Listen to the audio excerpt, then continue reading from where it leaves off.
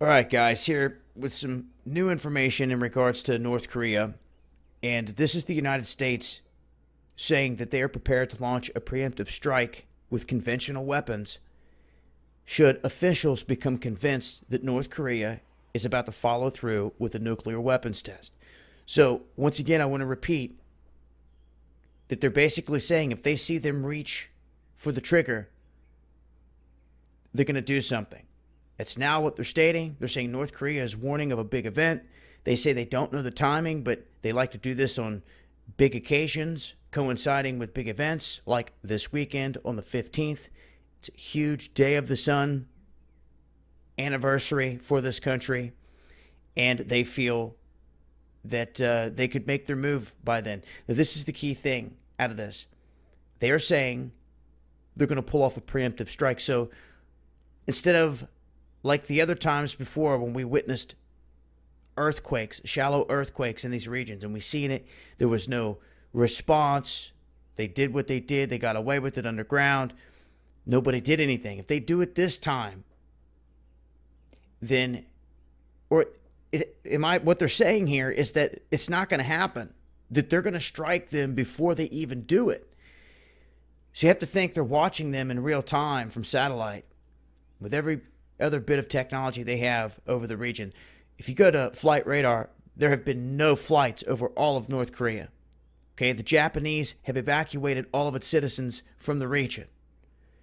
Okay, the United States now saying that they have bombers in Guam ready to take flights. They're positioned there. Should it be necessary, they'll take flights to start bombing. And they now have one of their big guns, they're saying, within 300 miles of this testing facility.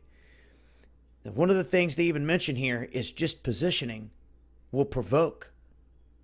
Okay, it's what happened to the Soviet Union when they had positioned the first time and their enemies seen it as an act of war and went ahead and launched an attack. They felt, oh, it's coming anyway. We're going to go ahead and make our move. That's what they're hoping doesn't happen. But I'm telling you now, there's been Russian bombers skirting off the coast of Japan. Japan's been scrambling military jets at a record pace since all this stuff's been going on. They don't get along with China. For those that do not know, Russia actually has a small sliver of land that connects with North Korea, like a back door, when you look at the maps.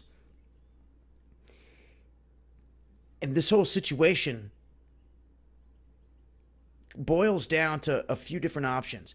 They can move nukes into South Korea, which they're trying to report that over 50% of the population there wants that at this point.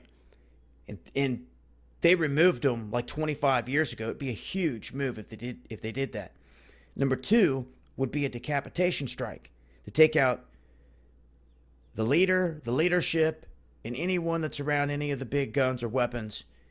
And three would be to send in tactical units, mix of South Korean, U.S., and whoever they're going to send in to take out bridges or whatever else to stop them from moving things. But the thing is this, if they're already primed and we're in the dark about what they have underground. We're in the dark about what the U.S. military really knows. You have to think they're sitting there watching in real time from satellite and with drones and all kinds of other technology. If you look at flight radar, it's just been blank over North Korea. So they're in position. And to me, let's just hope that they make no moves, because right now it's almost like you have this huge buildup around North Korea. You now have the threat. They are saying right now that they will launch a strike on North Korea if they feel they are making a move to pull off a test. Which means we're not going to see the signs of last time. It's just going to be a strike. Now, then they're going to have to cough up the proof to the world of what convinced them to strike them. But at the same time, if they don't, and they do pull this off, you're going to see this register as a shallow earthquake like we did last time on the earthquake maps. Now, to me, if they know they're surrounded, I almost feel like they're going to sit there, if they're wise,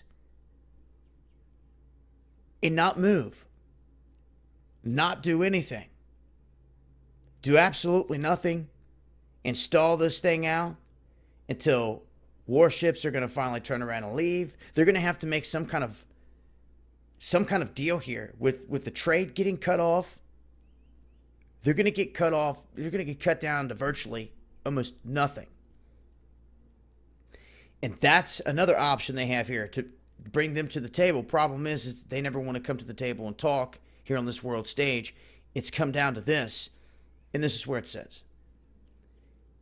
Okay, NATO just amassed troops, for those that missed it.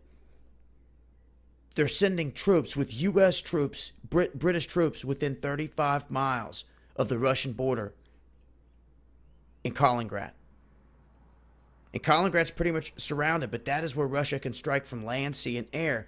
So big moves being made here on the world stage.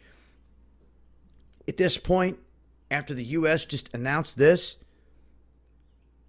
I wouldn't expect much of any other warning. If they do make a strike, it's just going to happen, and then that's going to be the news, in my opinion. That's how a preemptive strike should come. There shouldn't be any other telegraphing, anything of that nature, if that's the route they go. Because if there is any telegraphing, they're going to pick it up, and then that's when it could really turn into a provocation of them striking or doing something crazy. And let's just hope, here at this world stage, how things are set up, is it anything that happens here, anything that they can blame on them, so to speak, to drop bombs in an instant? But that is the latest in terms of the United States putting out a warning. And like I said, I wouldn't expect to hear much more. If you're going to pull off a preemptive strike, there can't be any more signaling of when whatsoever. Or like I said, the tables will turn and it will become a provocation where they could say the hell with it and just blast South Korea or something else.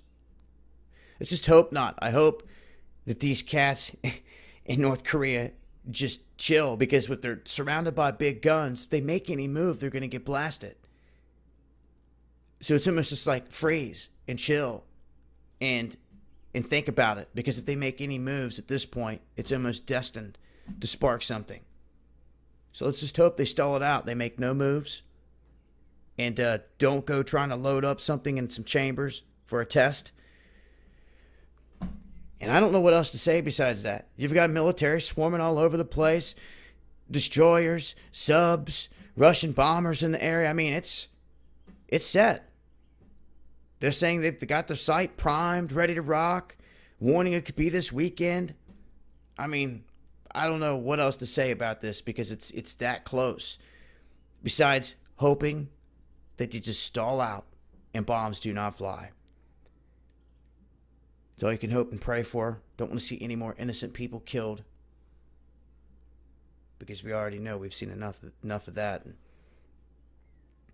they just dropped the big Moab bomb in Afghanistan. I mean, Trump's stepped in, dropped bombs on Syria, Afghanistan. Where next? Will it be North Korea? Guess only time will tell. Guys, make sure you're following me on Twitter at Dabu7 for some of the latest updates. Make sure to tune in to Underground World News Live Friday night, 8 p.m. Eastern, Dabu77. Hit me up, Dabu7yahoo.com. You got any information you want me to get out there. Bookmark undergroundworldnews.com as well. And I'm going to stay on top of this the best I can. So I will say this before I cut off of here. Do not be complacent. Do not have a false sense of safety and security around you. Have a plan at all times. I've said it before. I feel right now is a good time to reiterate that and put it out there and let it be known. You should have a plan for a lights out situation, no matter what. Doesn't mean anything's about to happen, but if you've got a plan, you'll make it through it. Don't forget about it. Make moves. For real. This has been Dabu7. Stay tuned for more. Much love, y'all. And this is Illuminati.